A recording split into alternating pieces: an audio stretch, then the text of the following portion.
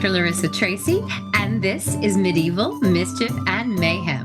I am the host for your podcast, and for this episode, my esteemed guest is Dr. Ophelia Eryn Hostetter, who received her PhD in English from Princeton University and is currently an associate professor at Rutgers University-Camden, specializing in medieval literature and culture 500 to 1500 CE.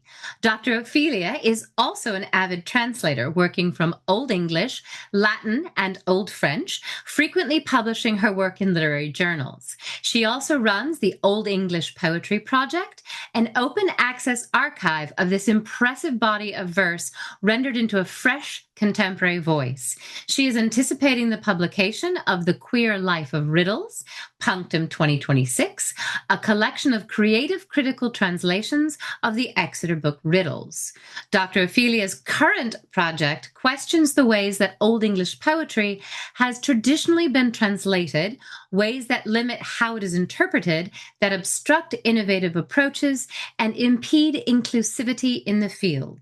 This approach informs her translation work and brings in queer theory, translation theory, speculative realism, glitch, hip-hop, and affective studies alongside more traditional methods such as codicology, linguistics, and historicism. She is also active in public-facing research, operating a Substack, Translations Beyond the Horizon, and there will be a link to that on Substack, YouTube, and Patreon. Welcome, Dr. Ophelia. It is my pleasure to have you here. Thank you so much, Dr. Tracy. I'm ecstatic to be here. I've always admired your work, and I love this reaching out in the non-bro with the podcasts way. Well, and honestly, you and I have been in this field for a long time. We have known each other through a variety of academic societies and organizations. And one of the things that we have been very aware of in the last number of years, we won't say how long, the last number of years, is, of course, kind of this sense of gatekeeping in medieval studies and overly defining what it is to be medieval, what it is to be a medieval scholar. And of course, to that end, your work is very important in interrogating kind of this traditionalist view of literature, of Old English, of Latin sources, because of course, everyone thinks of Latin as the stodgy church language, but your work actually opens the door to new and innovative interpretations of these texts. So can you just kind of explain for our viewers your area of research? Yes, I can. I'm a translation theorist. And what I have noticed, what I've discovered, I haven't discovered this, it's clear to everybody, is that every 90% of any Old English translations of whatever poem are exactly the same, to the word. Tone, style, pace, everything. I will With very few exceptions. I will interject. Having translated Old English myself, mine are not, but that's a different issue. I didn't say everyone. Not all translators, my friend. I haven't published mine. You have. I apologize for the interjection. So your work, though, is very innovative, and you offer new and fresh ways of looking at texts that, as you say, have been translated really only in the last 100 to 150 years. So can you explain translation theory for our audience as well? Yeah, so translation theory is not necessarily newfangled. That some of its fundamental principles go back to the Roman de la Rose, they go back to Dante, they go back to translators of Homer, that it's based on a linguistic principle that you can't approach a word in another language with any precision. You're never going to find an exact copy. Right. And that's because tone and connotation, etymology, patterns of use, they're all different.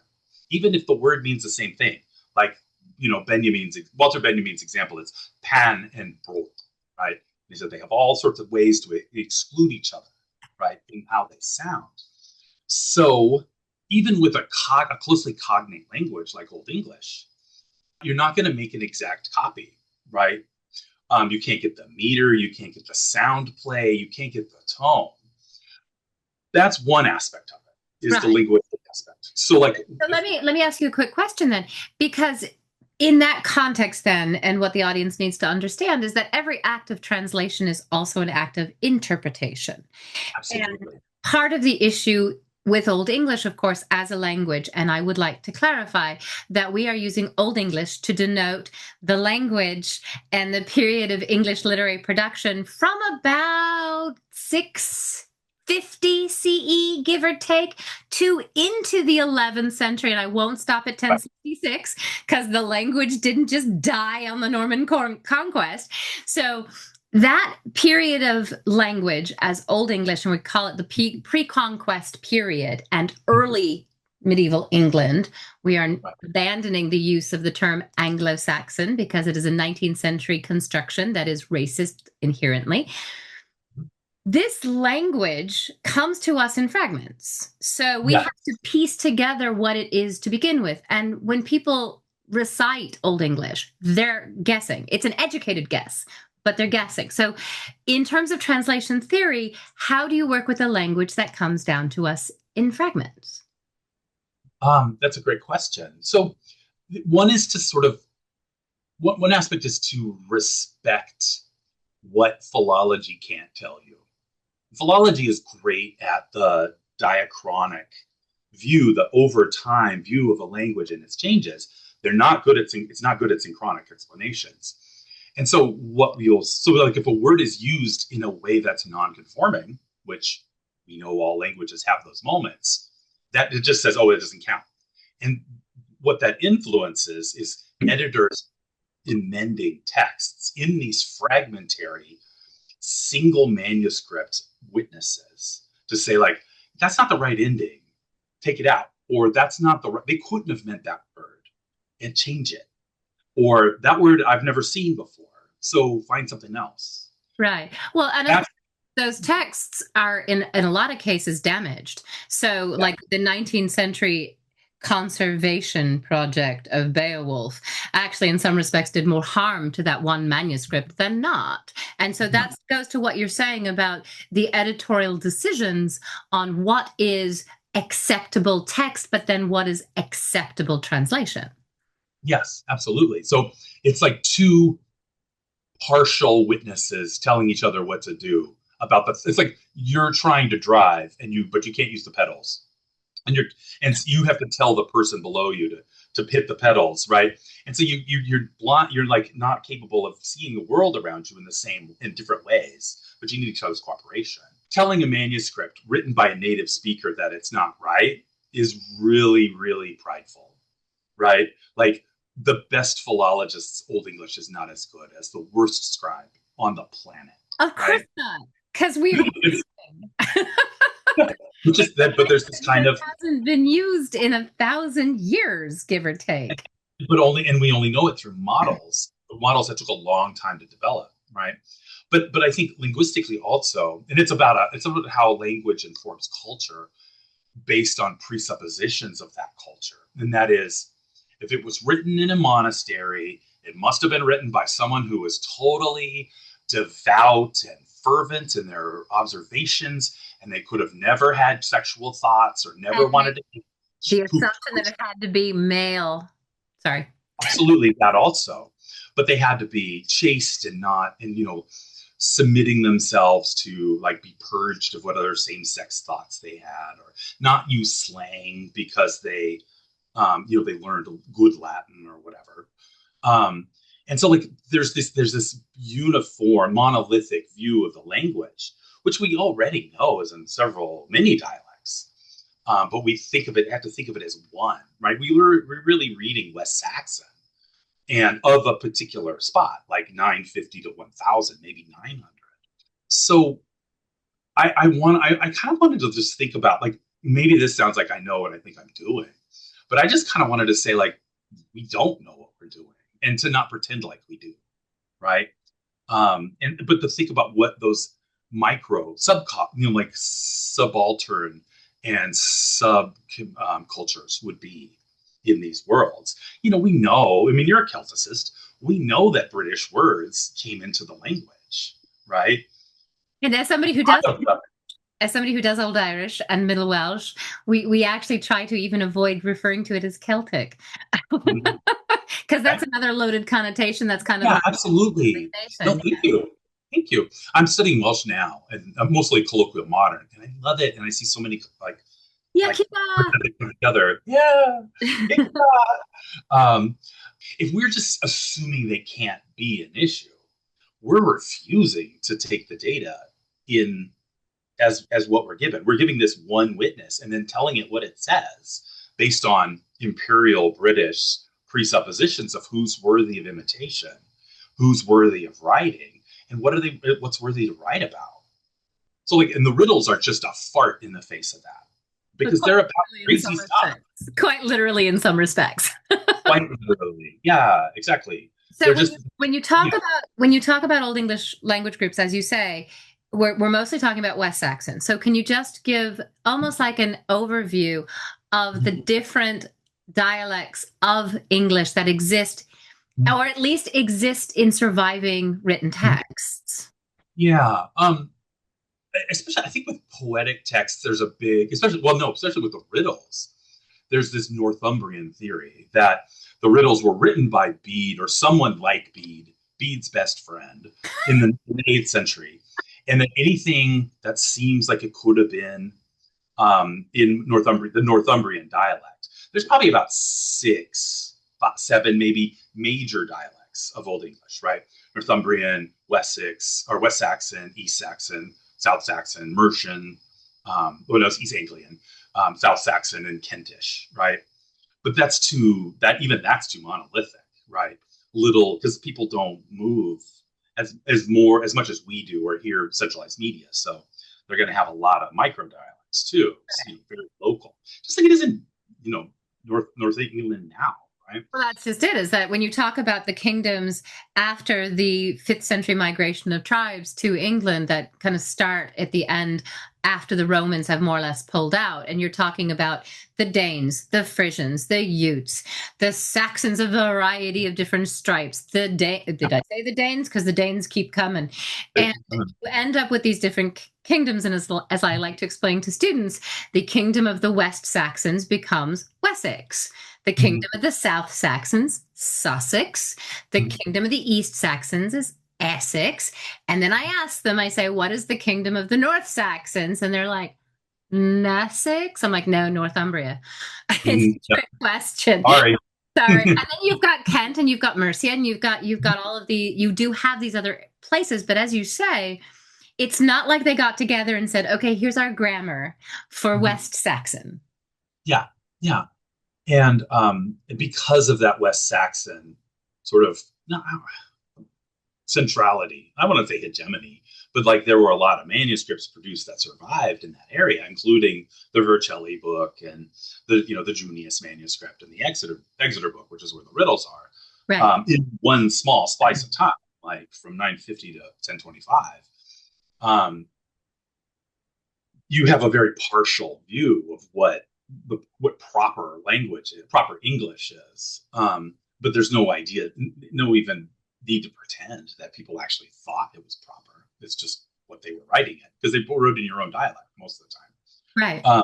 But that doesn't even go into like substrate languages, which we know are hugely influential in the development of Proto-Germanic, right?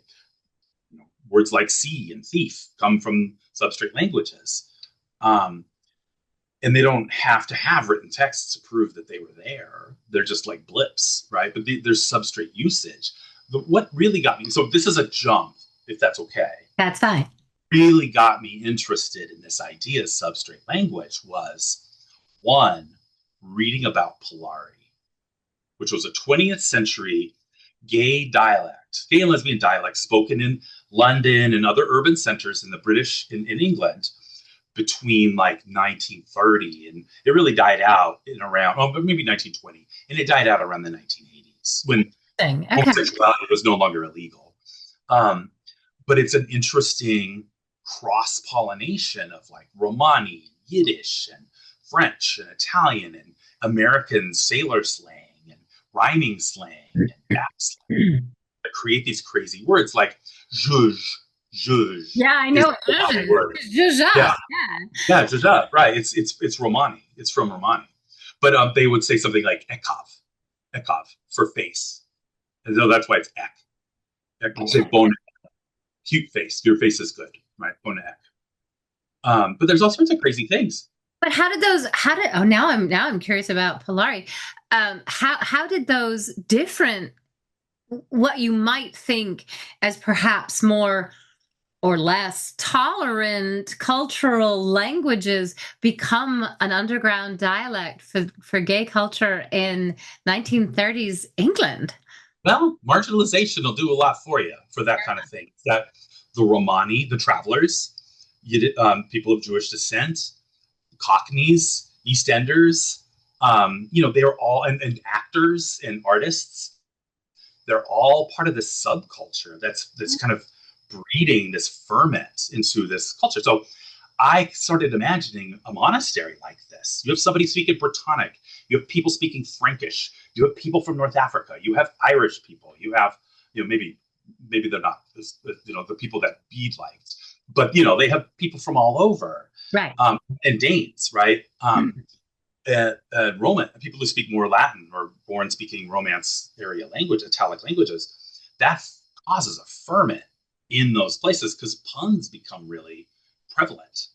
Because people yeah, because people assume a certain hegemony among the residents of a monastery. There is this assumption that monasteries, convents, nunneries, the whole nine yard, that people would have been drawn from the local population, but they wouldn't have been. If they enter orders, then they may go at the request of Rome. They may go at the request of their diocese. They may go depending on where they want to be. They may encounter people. They may go on pilgrimage and say, hey, I like this place. I'm going to this monastery. It may be related to their lands, their titles, where they're from, but very often it wasn't. So this is where I hadn't actually thought about that. Please. So, but they're also playful, right? They're guys who are writing stuff, and women who are just writing stuff and talking to each other and making jokes. Like they have to be entertaining each other with this. Which is why you have a lot of penises in marginalia. That's what happens. Exactly. But the other key to that, the other piece that snapped it into place was Henry Louis Gates wrote The Signifying Monkey, and there's a chapter in it about signifying, which is a vernacular, sort of an African-American English oral tradition. It starts in pre-diaspora West Africa, but it's about how language can mean whatever you need it to mean based on who's listening to you. And so context is everything. And that's why what slang is. Slang is just metaphors gone crazy, right? They're just new things you say to you don't want to say exactly what it is, not because you can't. And I think that's another thing to think about, right? Wasn't that queer stuff wasn't permitted because a lot of the sodomy laws hadn't been really codified yet. And they didn't want to. Yeah, and as I explained in the previous episode, the monster sex episode, that was the sex supplement that was massive. Yeah. Sodomy meant a whole bunch of things and wasn't always directed at same-sex relations. It just meant non-procreative sex. Mm-hmm. Yeah. Well, if you look at Elaine DeLille, right, in the Complaint of Nature, there's things like counterfeiting and other things like gambling. There's all sorts of weird things that get put into his definition that genius finally drops at the end of that poem. That poem is the greatest drag show in medieval literature. Like it's a drag act, totally. I'm teaching it next semester in my queer Middle Ages class, and my students were like, "Yeah, this seems really dreary, but if you think of it as a drag act, it's like a drag brunch. It's amazing." We just published in my series, Explorations of Medieval Culture, we just published by David Rollo a new edition and translation of that. Oh my gosh. I want my children to buy it. I will send you a copy. I will remind you. Yes, please do. But I mean, I love that text. But this kind of goes along with the discussions of sex, and the interpretation, of course, is the Middle Ages as something far more uptight, far more prudish than modern society, which is bollocks. We know this. But also the intentionality of language. It's like, sure, I don't need to use fuck like a comma. It's not necessary, but I like using fuck like a comma in certain circumstances. Language is intent, language is deliberative. And Chaucer, of course, in the last episode for the paid bit, I have a whole thing on quent and the Mhm. various meanings of quent and cont, that quenched, cunning, quaint, and cunt. And that's a whole possibility for interpretation. Yeah. So when you talk about puns and you talk about particularly early English and these different slang terms that might have evolved in monasteries, how do we find evidence for that? Well, it's more like looking for black holes, right? You're looking at the pole, the way that things are being affected around it, which is Lacan's theory of language anyway. But it's that you see something that can't. It's a poem that's doing so many weird things that it's impossible to think of it as anything else. Like you can amend the shit out of it, or you could just pretend it doesn't say what it says, you know, and be like, well, we don't know what this means. And I'm like, I don't know, give it a shot, Right? right? Because there are weird moments, and sometimes those emendations are like Freudian repression, right? Like, can I give you an Very example? 19th century. Yeah, can I give you an example? By all means. So I number the riddles according to Craig Williamson's scheme. So it's two less than the Anglo-Saxon poetic records. So I'll give them both numbers. I call it riddle 23, but it's given 25 in those numbers. And it's onion. People say it's onion, right? But it is a long, long dick poem, right? There's this moment. And the crowning moment of it is this when she experiences my Congress. You bet she'll know who I am. Her that I will be wet, right? And it says the one who holds me close, right? It's always amended as hail in that line. The one who holds me close, or she who holds me close, Heyo. Yeah. Okay. right? But it says hey in the manuscript, As in he who holds me as close. in he who holds me close. And the thing is that, well, but if it was weef, which is the immediate referent antecedent, weef is neuter, right? So it should be hit. But the thing is funny is that Old English makes a lot of hay, let's say, a lot of work out of using pronouns that match the gender of the noun nearby, which is grammatically appropriate. Right. But you start to see odd things when you do that, right? So like wicked, right? It's always she. It's a feminine noun. So it's always she, right? I mean, that's one way of identifying the speaker in The Wife's Lament as Absolutely. female, because all of the pronouns match the references in the poem, and it is most clearly a woman. And Right. I translate that poem very differently than a lot of the, shall we say, published versions. Absolutely. Yeah. But if you take it as you say, why do they need to change that? And it's to create some kind of coherence in a male to female, female submissive sexual paradigm, right? Which is very, the poem is very much about an interplay, an exchange, right? About it kind of dom and sub kind of flip around. It's a switch scene, right? But if you say hey, then you start to think about what would be what that word is supposed to be, or what the answer might be, right? And the where that the hey, it's antecedent. It's more than just weef. It's weef wundenlook, a curly haired woman, right? Well, if you look for words that are sexual or genital, right, gender, a word that comes up that could be hey is gendered masculine is queef or queef, which means uterus. It's like he who holds me close, right?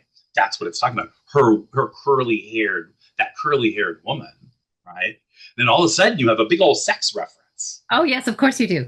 Now, It can you doesn't change the whatever? It does. It just makes it a better joke. Like the joke is better. Will you read the whole riddle so that everybody can hear the whole thing? I can do that. Do you want it in Old English, or do you want it in my new translation? I would like your new translation, because I guarantee God, you just made me so happy. that most of our Oh, audience will not be able to understand the Old English. That'll save us time as well. I will also do that. So, oh wait. 23. There it is. So this is Riddle 23. Now, my new translations don't sound a lot like the original. That's okay. To the dismay of trolls on my website all the time. But so this is what I have. So give it up for this one, pinnacle of pleasure, all at her service, front row center, nosing up to the nearbys, and nobody gets nipped by my nap, gals all over the map, unless that queen slaves when alone. Steeply aloft, the toff, towering in bowers, all rough, however low you go. Sometimes Betty gets bold, cute enough though, a haughty little thing, snatches me fast, raptures me in the red, ravishes my head, captures me in clasp. Oh, she'll feel it soon enough, the costs of my Congress, what quietly clutches me close, her little curly-haired housewife, that I was made for wetness. Oh, wow. Okay.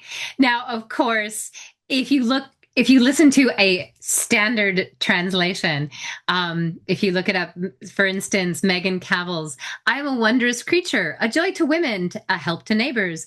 I harm none of the city dwellers, except for my killer. My base is steep and high. I stand in a bed, shaggy somewhere beneath. Sometimes ventures the very beautiful daughter of a churl, a maid proud in mind, so that she grabs hold of me, rubs me to redness, ravages my head, forces me into a fastness. Immediately she feels my meeting, the one who confines me, the curly-locked woman, wet will be that eye. Now, I see the dirty connotations anyway, but then I was raised in my old English tutelage by David Johnson to see it that way to begin with. But there's a huge difference between the standard kind of prosaic translation and yours, which is much more conversational.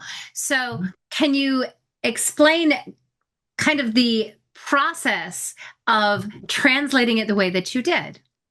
Oh, thank you. Well, so I love that you mentioned that even, and I don't want to talk bad about anybody, but even Megan Campbell cannot fail to see the sexiness of that poem.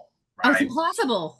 It's like the standard. It's like the thing they give you. They're like, you might like to be an Old English scholar. Here, there's an onion poem.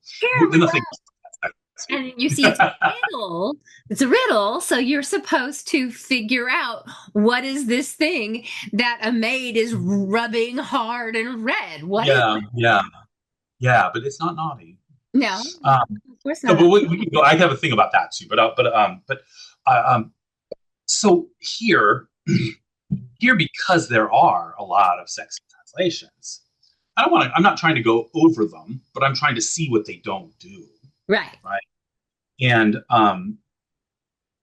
I am very, my own poetry that I write is very influenced by slam and hip hop lyrics. I love multiplying sounds in poems, just like jabbering, repeat a rhyme that doesn't exist in the Old English, but there's so much sound coordination in Old English poems, assonance and consonants and near rhyme and alliterations that aren't on the stress, but you can't say they're not there, and stuff like that, right? Yeah. But also slang that you can't say is not, because slang is plausibly deniable.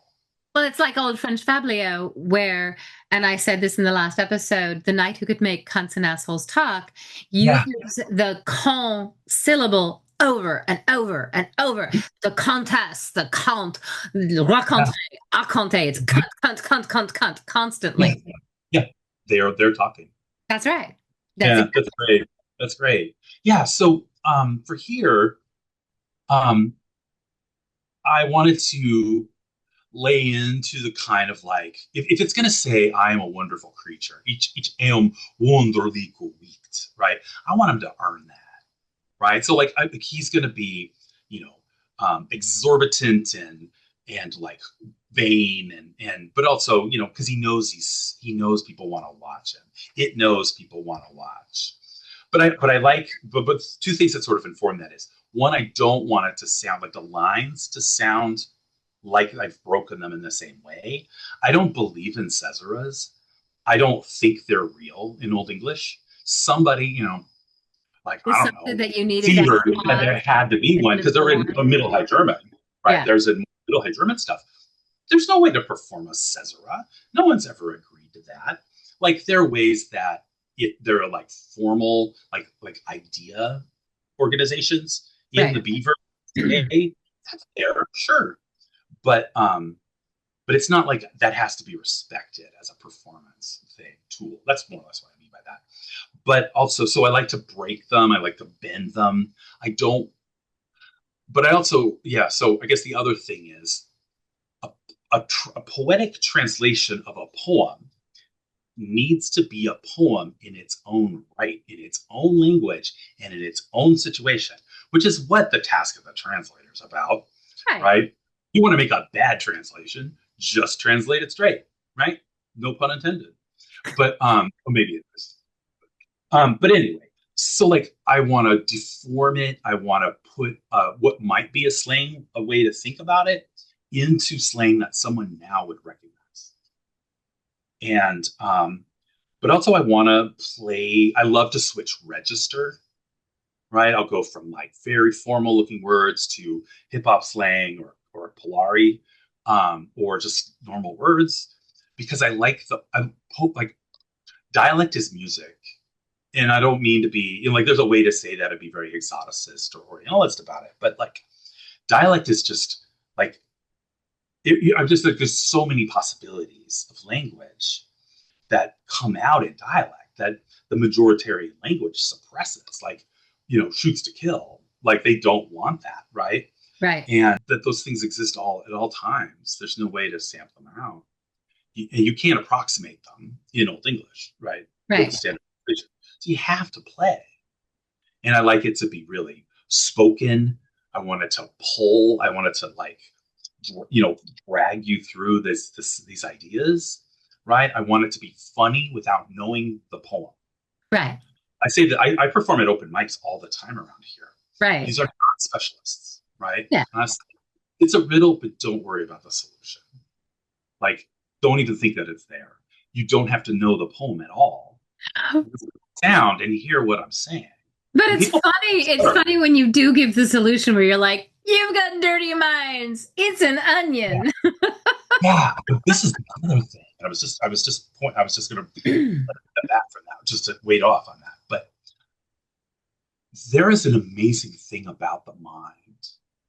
And so I'm not a believer in solutions at all, that they have only one official solution, because if they did it or written it down, it'd been like Aldhelm, right?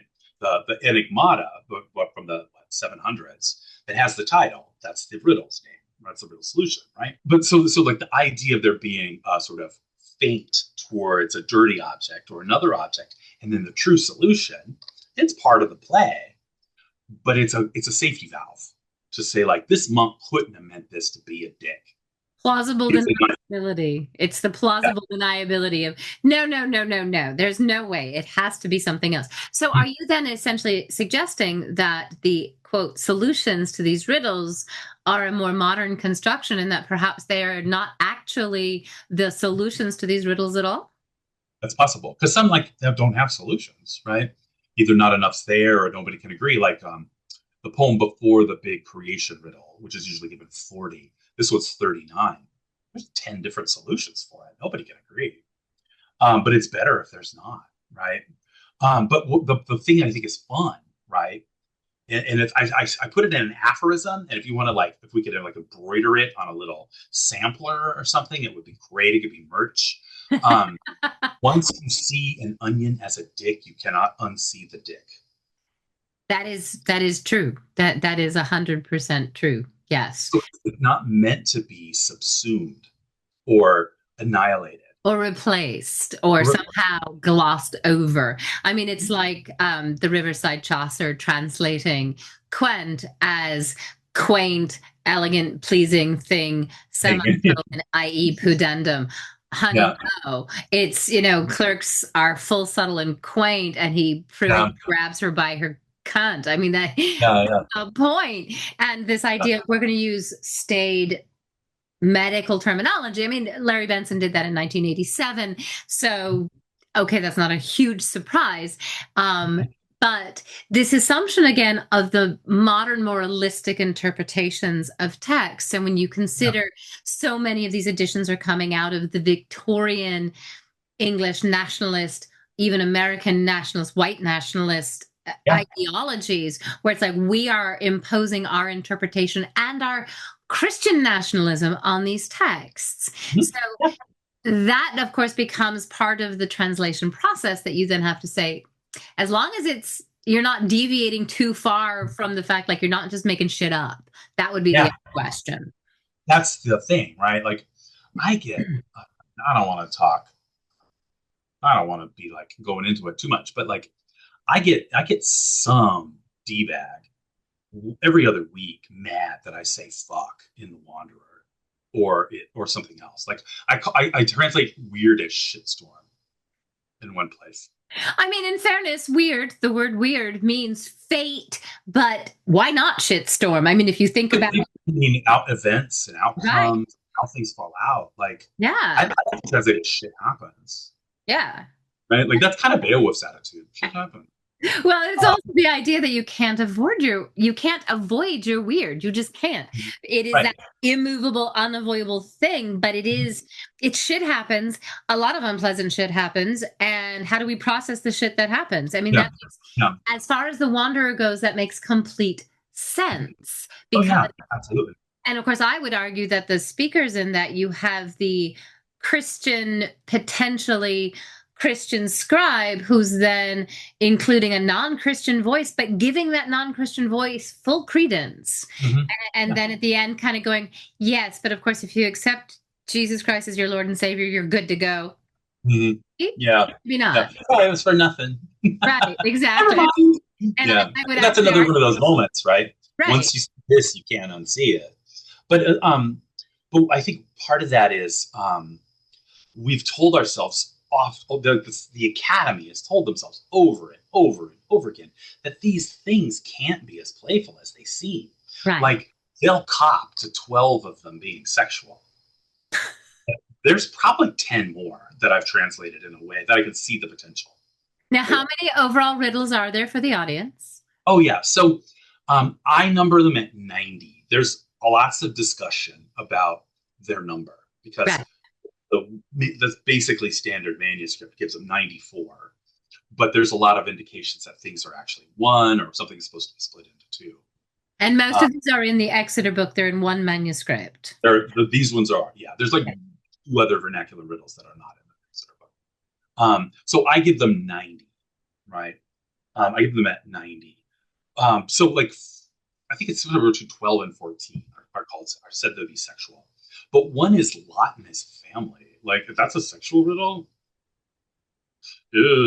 right? Like, also, I don't think it means. I don't think that's the answer or what it's supposed to be doing. I'm Right. writing an article, um, but I gave a paper at MLA about it, actually.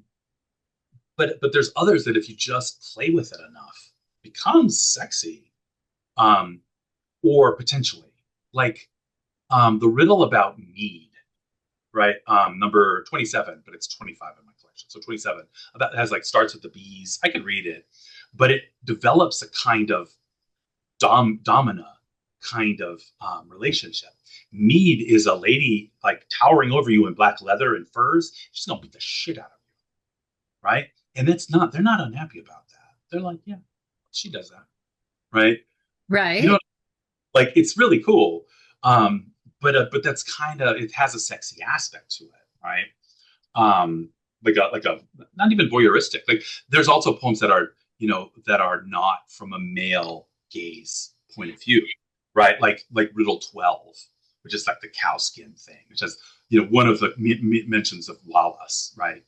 But has a scene that's like she's getting off and we can't see it and it's not our business. So okay. And it doesn't mean that there's a man present and it's not the male gaze. And then of course, and I forget which number this one is. This is one of the ones that I had to translate as an undergrad. The one about bread. The answer is supposedly bread, but it is the maiden kneading it under the cover and letting it rise slowly. And when you're like, okay, bread, I get it, but also not. Also Yeah, not. And absolutely. From the very beginning when I did Old English, there was that suggestion of the body dirty aspects of these riddles. Yeah. And I think a question about both the composition of the riddles, how they survive to us, because they're collected in the Exeter book, but that means Right. they're collected. So obviously, whoever wrote them down, the scribe might have been author, might have been interpreter, may Right. have been faithfully recording riddles that they heard. But should we assume, of course, and we probably should not, that that's it? Obviously, these are day-to-day things. People had their jokes. People might have told these jokes. Is this just a sampling for why write it down? Why is it in the Exeter book to begin with? That's a great question. And it's actually, like the person you wouldn't suspect, Mercedes Salvador Bello, has a great article about the sexual riddle type. And she says, like, yeah, these riddles just like these are in Latin manuscripts. They're not edited. They're not crossed out. They're just, they just accepted them, even though they were produced and stored in monasteries, used by people in these monasteries, right? There's no reason to think that they were shy about even the goofiness. Like the sex, sure, maybe not at all, but like they weren't shy about that. But even just the playfulness, Right. right? These poems are goofy. A lot of them are goofy. So it's usually, so one scribe transcribes the entire Exeter book in very good handwriting.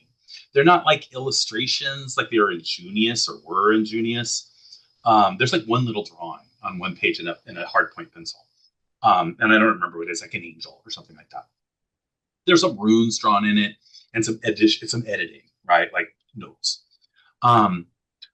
But it's always posited. Like scholars always need Old English poetry to be very old, pre-Christian, right? Because it just makes them happy, right? To think it's like German and pure or whatever. It's just, I was going to say pre-Christians. Obviously not, because no. written down by probably Christian clerics, monks, and adapted, and in some cases syncretistic rather than not. But yeah, absolutely. So like they'll say, yeah, that doesn't make sense to me. Continue. Right.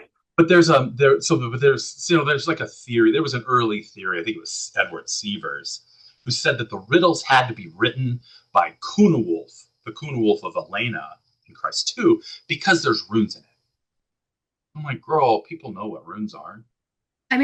Girl, there's other writers. There are other writers. The Thorny Computus, which is in St. John's College, Oxford, and I got the opportunity, thanks to a fellowship at Oxford in 2016, to go through their library and photograph the Thorny Computus, among other things.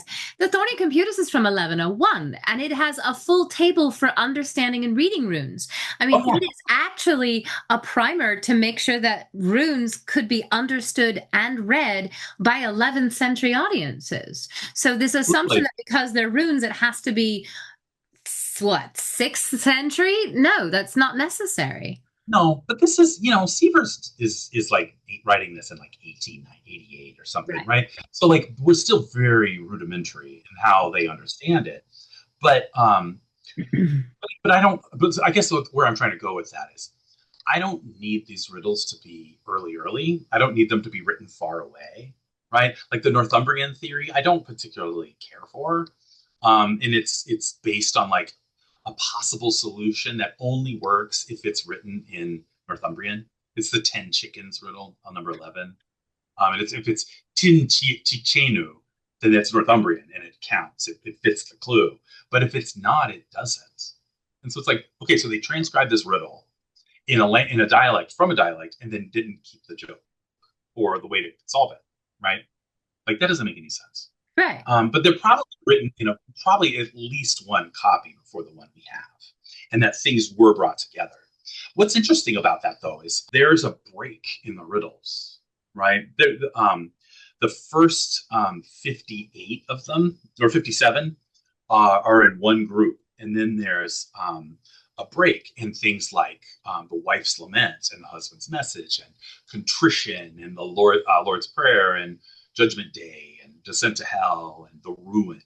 The all in. elegies, Sure. yes. So the Yeah. elegies that are the poems, they're longer, but they're not necessarily terribly long, but they are laments. The elegies are either a lament for things that have gone past, the ubicint idea of where are they now? You get that in the Wander, which then is Yeah. very aptly quoted by Aragorn in Two Towers in the book, and then in the movie. Yeah, it's a thing. Yeah.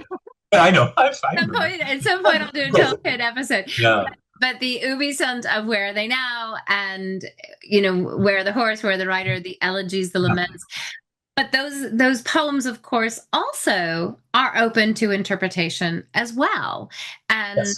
the Wife's Lament is one of my favorites. And it starts first person of a woman speaking. And of course, when I first studied this, it was, and this was 30 years ago. The idea was, oh my gosh, a poem that gives a woman's voice in first person. Yeah. How extraordinary. Really not extraordinary at all. It just happens to be what we've got. Yeah. Yeah, absolutely. And I Absolutely. read the poem very defiant. I actually think that the better way to translate it is her being pissed off at the man who put her in this position because he commits murder and she gets blamed for it. And she's exiled. And she's basically like a curse on both your houses, you arsehole. Yeah, there's a line in there that I translate as, may he derive all of his pleasures from his own hand. That's perfect. Yes, exactly. Yeah. And that can go in a variety of ways. It can be a separate way, but it could also be a very stabby one too. Yeah, absolutely. So, but I think so that break that leads to these, miscellaneous things, like the major elegies are before, like right after the big poems. But then that starts up again with a repeat. One is repeated, a slightly different dialect. And then there's 60, which is the reed pin, or 58 is what I number it. And then it starts up again with 2 sexy riddles. Then the rest come through. And then at this point, the manuscript is damaged pretty heavily with a poker. It looks like a hot poker or a piece of firewood got laid over it, like a brand, and digs this big hole in it, right? But there are also poems that are not complete, that are too damaged, that are weird, that are different versions. Different, the same subject but a different version of the previous ones. There's a key riddle on both sides. Okay. Right? One is really hot, like that one's kind of sexy. The 44 is kind of sexy. The one in like 90 or it's 87 is really hot. If you like dark rooms, if you know what I'm talking about. But there's like another bellows riddle, and the bellows riddle before is sexy, right? It's one of the sexual riddles. The other one is just as sexy, but nobody really knows what it means. It's got some weird word in it that nobody knows what it is. Borkada.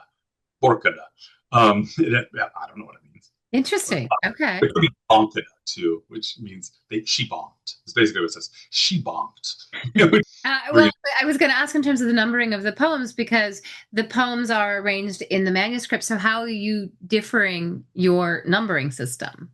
It's just down by, before that break, it's always only 2. And the reason why is that there's 3 big riddles at the beginning, right after Wolf and Yada. That have the same solution, storm, but don't make sense to read as separate, even though there is that sort of like, what am I, or what is he kind of question. Right. It doesn't really make sense to read them as separate. And this has kind of been percolating for a while. But then after, you get poems that have damage, so you don't know where they end. And then some of, that kind of thing. But I guess what I'm interested in and about how that works out in the kind of compilation is that all of a sudden it becomes anything goes. You get riddles that don't make sense unless they're kind of gripping and scary. Like testimonies of someone who's been hurt. Weird sex poems. Also just like these, like the wolf, there's like a Latin one in there that's like, 3 sheep walked down and they ripped the guts out of a wolf, and then 6 more wolves came along. It's just like bizarre. It's almost like 3 sheep walk into a bar and rip the entrails out of a wolf. As they do. That's right. As they do. I can revisit my Exeter riddles, clearly. Oh my God. I'll send you the manuscript. Oh, please do. But so what I think though is that there's there is, I guess that's a long way to answer, not a very clear way to answer is I don't think they're written by the same people. And Ah, they may not even be written by like riddle masters. Like one of my friends calls them the riddle masters. And I'm like, I don't even think that riddle was written by anybody particularly good, but it's an interesting text, improv right? night at the monastery where it's like, Totally. right, so Wolfgar has this idea. We're going to write this one down. But Athelstan, his was a little okay. It's a little better. So we're basically Yeah. writing down the minutes of the improv riddle performance at the monastery. Yeah. Well, you think about some of these ones, like the riddle right before the oyster riddle, right? Which is, I think, is a kind of a confession of trauma. Okay, will you read the riddle, please? Yeah, I could read that one, but the one before it is a great example of that. Maybe this is like open mic, right? Because it's sometimes given the two numbers. It has the start and stop hierarchy of a whole item. They're each one line, and in between them are four runes, which are probably left or right to left, or Right? yeah, left, which sometimes they are. Like rune stones are written like that, but that doesn't make any damn sense. Like, what is this thing? It doesn't make any sense for them to be separate. What's the But number? What's the official number of that one? uh, I think it's 71, 72. I think the 73 is the official number for the oyster. I'm pretty sure. I have like my manuscript of all the changes and emendations where I kept track of my notes has a lot like a collation sort of thing, but I don't have it. So if 72, I was little, was common to us too. My sister fed Oh, me. that's a different. Sorry, I gave you the wrong number. I just located it. So I'm giving it the number 72, but there's two numbers. It's either 70, 71 or The one verse yeah, 7. yeah. You're looking at 69, or I call it 69. That's 72. 72 was the fragmentary one I just read. It's 75, 76. I'm so sorry. It's 75, 76. 75 and This is the problem. This is why the numbers have never changed because right. because of this. Right. No, I But understand. you see it? It's like two riddles, and there's like these runes, and they don't seem particularly like enigmatic, and they don't actually go anywhere. But they're separate. They're listed as separate items. So, And yes, I see this, and the riddleages.com. I will post a link just if anybody's interested in seeing the, shall we say, standard translations of these different riddles. This one is Victoria Simon's translation. It is 2 lines. I saw a swift one travel on the way. I saw a woman sit alone. yeah, And it is done, the runes in the middle are DNLH. So I saw a swift one travel on the way, DNLH. I saw a woman sit alone. And it does number the second line as a separate riddle. yeah. And then if you're going by the manuscript's hierarchy, that's right, right? Like there's some instances where I like to play with it a little bit because there are some that aren't separated that are two riddles, but they're not separated.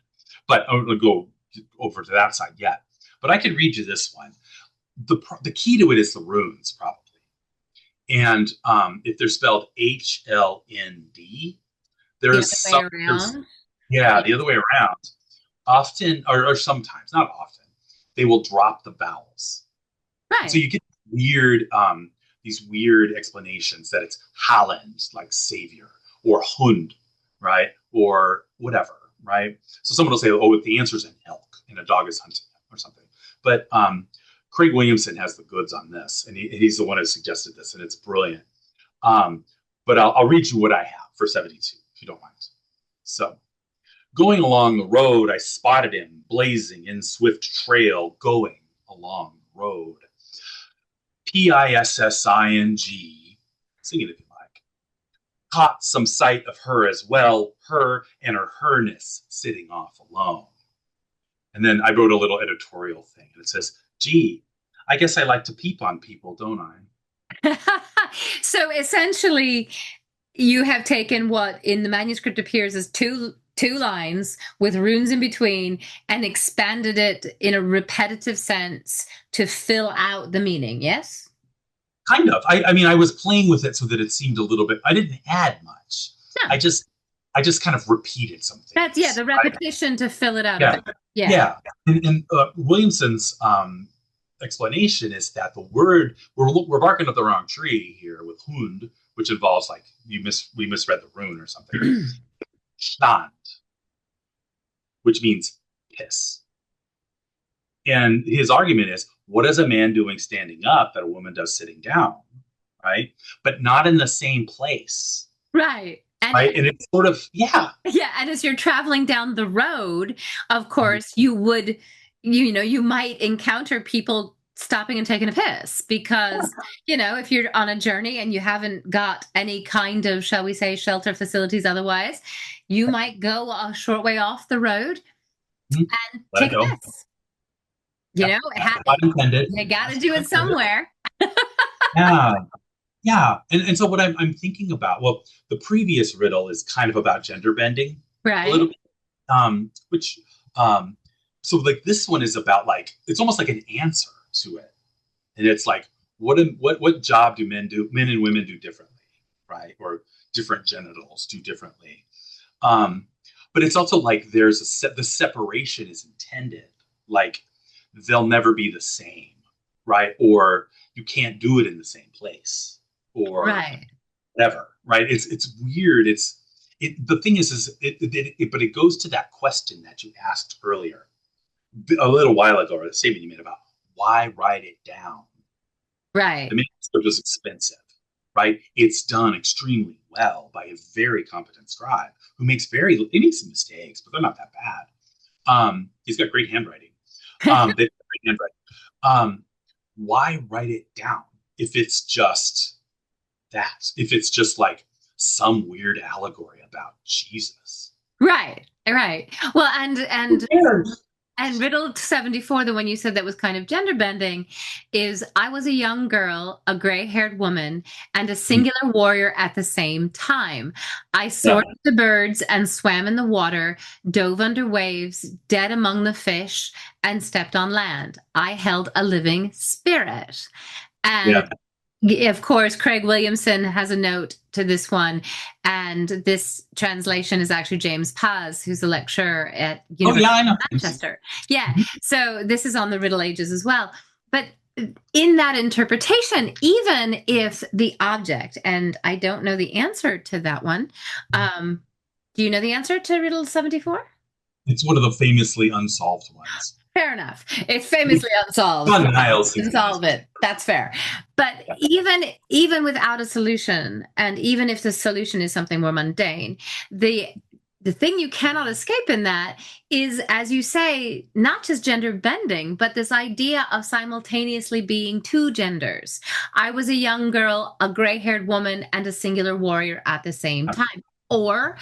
Or possibly being a woman who also is a warrior, a shield maiden idea. And so you have all of those possibilities in that riddle, and none of them would be anachronistic. Right. Yeah, I can read you mine. There's some like quibbles about readings, like about some of the words. Yeah. But yeah, I could give you mine. Please do. Thank you. This is my riddle 71, and it says, "Lady coursing, as is my wont, fair-haired queen, retainer unretained, all at once, all the same.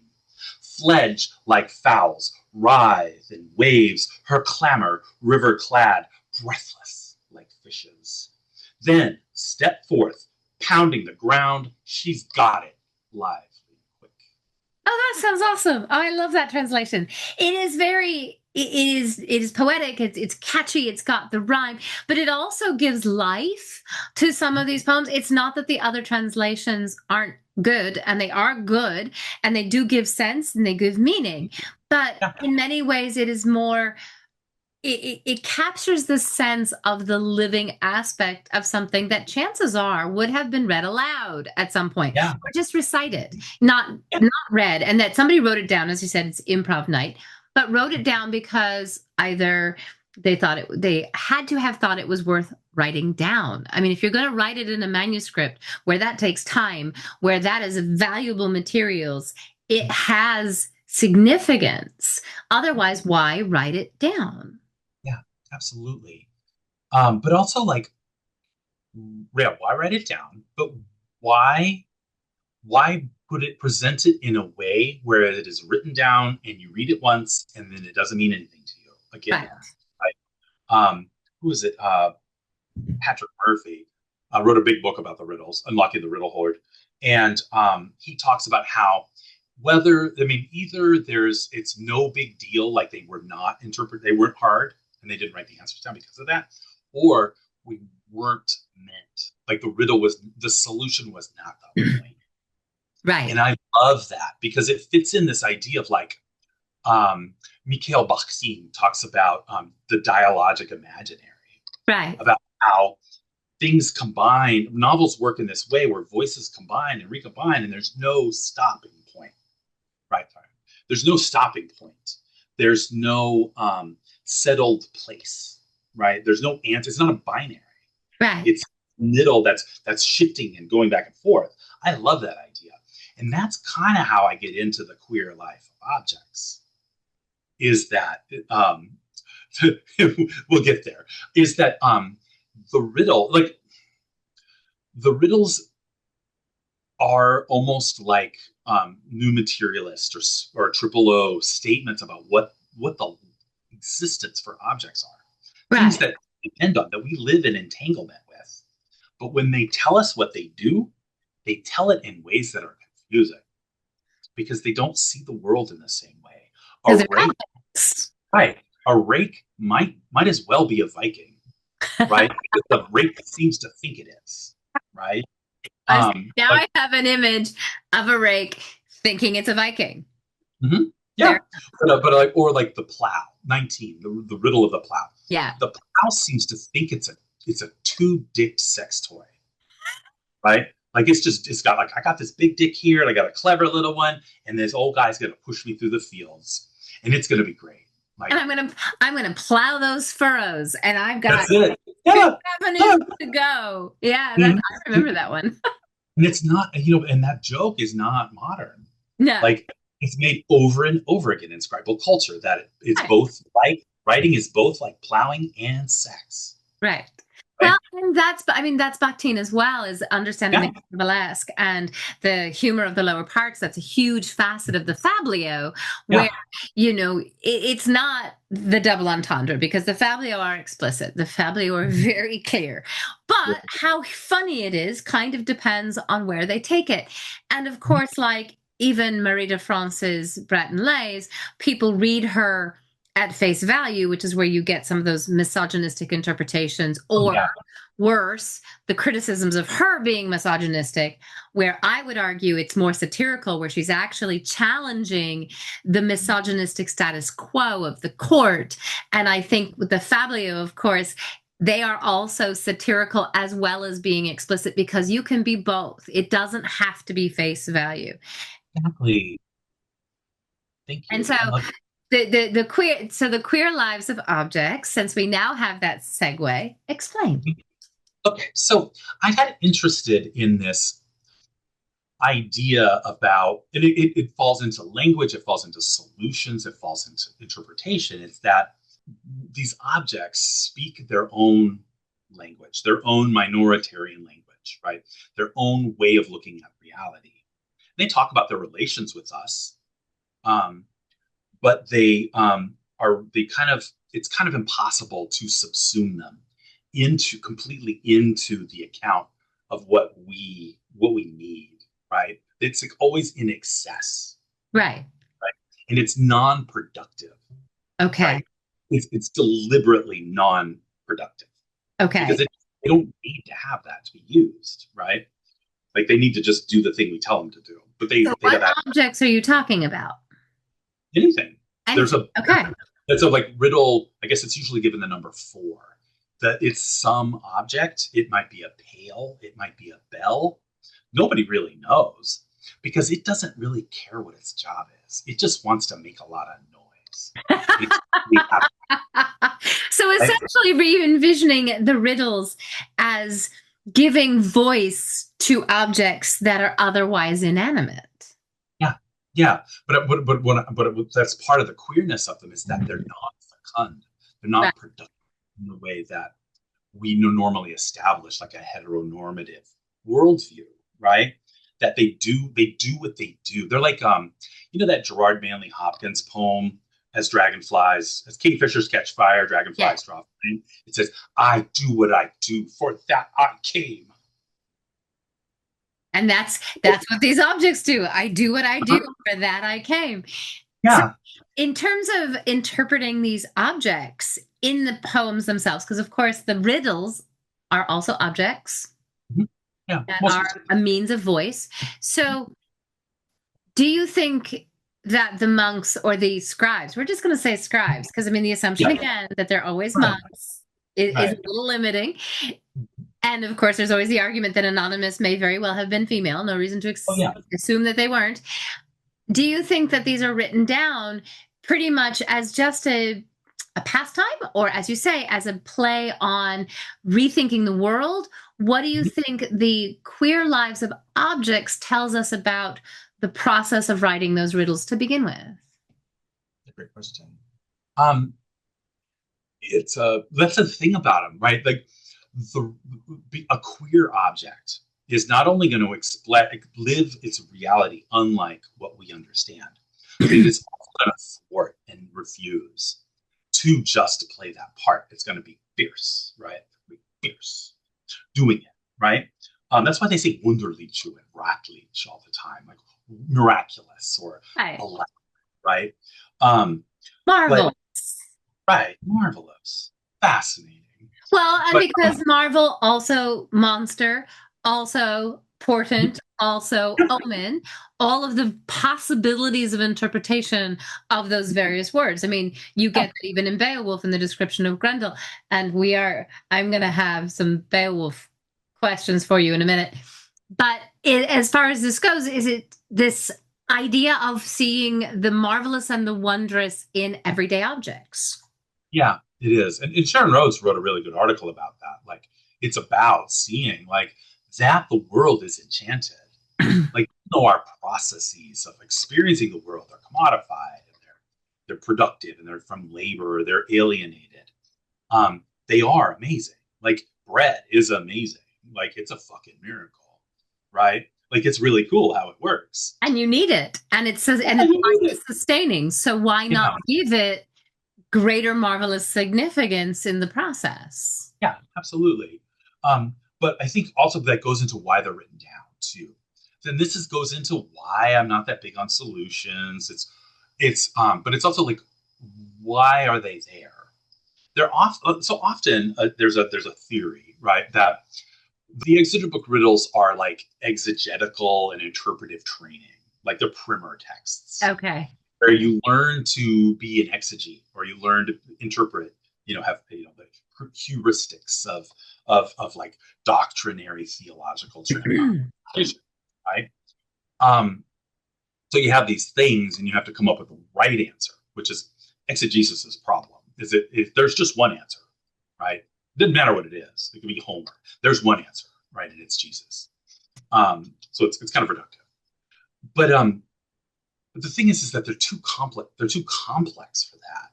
Like, there's a way to there's a way to read them, but there's indications that might have been preferred.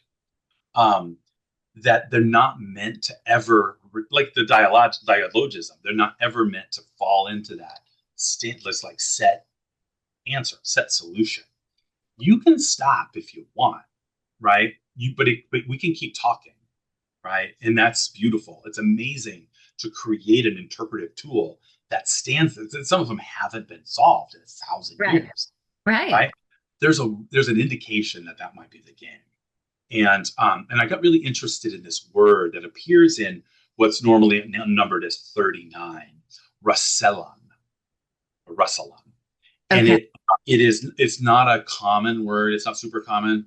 It seems to mean it's often translated as solution. If you know the solution, you can answer back in good words or true words or something like that, right? But the thing is that it's a weird. It's probably not the only form that the word takes. It's a weak ending, but it probably derived from a strong word, and it's the same ending as bridal or burial or riddle, right? ELS, Yeah. rados is the stem, is the word, right, for riddle. So it's rasels. And a raswa is a person who you talk to figure out what's going on, a counselor, an advisor, right? A radal is something to be interpreted, right? But a rasel is about talking, right? And so instead of thinking about solution, which is a very Latin word, Right. that is right, a solution burns something down. It corrodes it, it distills it. Because if you put you have like a solution, and you're going to drop And then your you want solution is answer. water. Right. If you have right. yes. Burn away everything. Right. But that indicates that model, that interpretive model, would suggest that the riddle is not supposed to be experienced after the solution. Interesting, because this one's actually a longer riddle, and riddle 39, writings say that the creature is among mankind much of the time plain and perceivable. She has a special skill much greater when people know it. She will seek specially every one of life bearers, departs again to travel away. She is never there a second night, but she must roam the wretched path, homeless for a long time. She is not humbled by that. She does not have a foot nor hand. She has not ever touched the earth, nor does she have either of two eyes, nor a mouth, nor speaks with humans, nor has a mind. But writings say that she is the saddest of all creatures, of those who are born naturally. She does not have a soul nor life, but she must endure journeys widely throughout this wonder world. She does not have blood nor bone, but is a comfort for many children throughout this middle earth. She has never touched heaven, nor may she go to hell, but she must for a long time live in the teachings of the glory king. It is long to tell how her life condition goes afterwards, the twisted shapes of events. That is a wondrous thing to say. Everything is true of that which is indicated with words about this creature. She does not have any limbs, yet lives even so. If you may say the solution straight away with true words, say what she is called. And honestly, in some respects, you could almost say, well, that sounds like a prequel for Grendel's mother. Totally. There's another one that I think is kind of like Grendel's mother. But you're right. It's just this thing. It's like this puzzle that its puzzleness is the point. Right. And so some people say the answer is riddle or writing or something like that. Those last, I'm just going to just read the last little bit of that long. So the last, what I call like just first paragraphs or stanzas, it's every morsel of this is true, 100%, at least of what language alone can betoken about this creature. Not equipped with any limb, nevertheless, she lives for it. If you have the power to puzzle over this poser, prêt-à-penser, in words writ so true, then tell us now by what name she's called. We have 1,000 or more years to wait. Nice. Well, and that's the thing, is that taking this as a whole, but also in translation, taking the pieces, because translation is piecemeal. You have to look at the words, and then you have to construct a whole from those words. But something like this, the she is also very interesting. The fact that it is she, and giving that female pronoun, but taking all of this apart, it's almost as though the solution is itself. Yeah. That it's like this. If you want to find the solution, this is a solution. This is what this is. Is that this poem, this riddle, is not, the answer is not so much riddle as it is solution, as it is answer. All of these things exist at the same time. They are contradictions. They operate in opposition, but they exist at the same time. And you could almost argue the solution is an interpretation. Yeah, absolutely. It's like a program. It's a way to read. And like there's some idea that 40, right, the poem after this, which is the huge creation riddle, is like supposed to be the end, right? Because it's the last riddle in Aldhelm's Enigmata, right? Number 100. But this is how to read us, right? But it also just says like, every time I suggest a possibility, and you think you know it, I'll suggest something else, and now you don't know what you are. Because like if you take the list of solutions like death and poetry and the moon and a dream and a cloud, they're good for us. They're good for a few lines, and then they're gone. Good for a few lines, and then they're gone. Right? It's like a process of conversation. And so what I was interested in with the idea of Rassilon as the naming the process is that these are meant to be like those disputatios that you have and informal things like tell me who was most fray, right? like it's just supposed to be a question that really can't be answered. You could spend all night about it. You're not going to get too hot about it. It's going to be fun, get a couple cute sentences, but you can do it again the next night if you want to. Right? So it's sort of pointing up the never-ending process of interpretation. Right. Which is, I think looking for a way of reading that might be a bit richer than exegesis. That's interesting because, I mean, if the whole point of interpreting the poem is to come up with a solution for something that has so many solutions, then interpretation cannot ever just be one thing. It just can't. I mean, that this is the whole aspect of literary translation. As literary historians and linguists, this is what we do. And we would be out of a career if we said, this is the only way to read this. That's It's not that medievalists haven't tried, friend. Well, that's true. What do you think modern society can learn from the constant process of interpreting and reinterpreting Old English texts like the riddles? Well, the thing is that we have to I think what it shows us is that translation is contingent, that it's never done, that it has to be reborn for new ages because the language changes, our society changes, how we express the thoughts change. But also we translate as much reputation and scholarly insight as we do language. And so like when you say this word cannot be anything but this, say, it's because Friedrich Kleber said it. And that's fine, but that's new things have come up. Like there's a lot of retrograde scholarship that just pretends that nothing has been discovered since the 50s or the 40s. Or the first discovery of the Beowulf manuscript in 1815. Yeah. And so like those I guess some of that, I don't want to go into a huge thing because obviously this is the end, but like just the idea that heterosexuality doesn't exist in the medieval era before 1900, that's giant. So it's hard to say like this is about, we're preferring straight relationships, male-female relationships here. There couldn't be gay people. They were universally prescribed. There couldn't be trans people. We wouldn't even understand what that is. We just don't understand how they talked about it because it's a matter of translation. And we can only, with really shaky approximation, translate what Badling say, badling. We can only very shakily translate that as queer or feminine or erg or whatever, right? Because the concepts don't match. And if those concepts don't match, then we are reading things according to our presuppositions and prejudices and biases and not theirs. And it's not helpful. I mean, a text only means what its current audience wants it to anyway. But I think we could give it a shot and just keep injecting how we refine our knowledge of ancient times. And revise it and recognize that nothing is static.